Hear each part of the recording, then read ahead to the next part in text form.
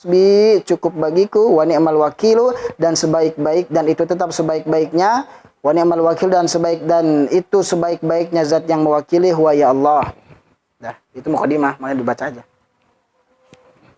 Ini apa adab kalau ditunya bahasanya perjalanan seorang murid menuju Allah.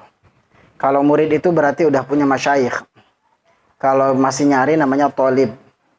Namanya tolib. Orang yang baru mencari namanya tolib. Punya guru, dan dia atas bimbingan guru namanya murid. Gitu. Berjalan bersama guru namanya salik. Orang yang berjalan menuju Allah namanya salik. Nama perjalanannya suluk. Makanya ada orang yang suluk. Salik orangnya, suluk perjalanannya.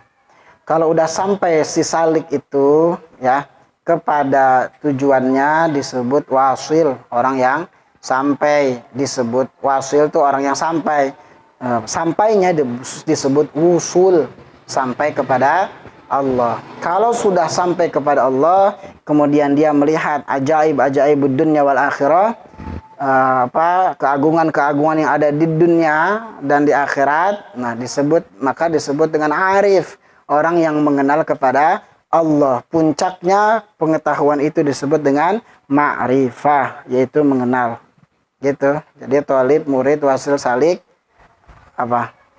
arif. Maka ada al-arif billah, orang yang mengenal kepada Allah. Nah, ini terutama yang pertama kali dibagusin adalah niat hijrahnya karena Allah, bukan karena yang lain, apalagi karena dunia. Nauzubillah min zalik. Kata Allah, siapa yang menginginkan dunia, maka Allah akan segerakan dunia itu.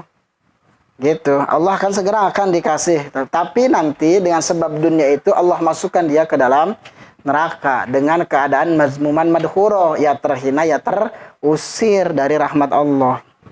Gitu. Ya.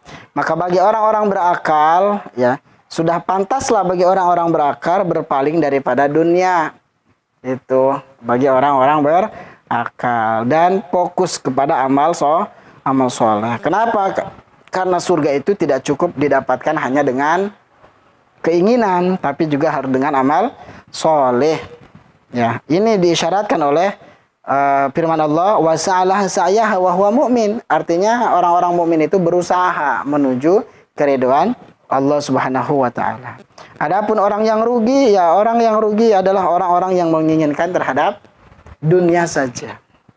Niatnya dunia. Gitu. Nah, nanti disinggung semuanya ya. Mudah-mudahan kita bisa istiqomah di jalan akhirat. Itu. Yang pertama niat. Maka di sini dibilang tidak ada amalan kecuali daripada niat.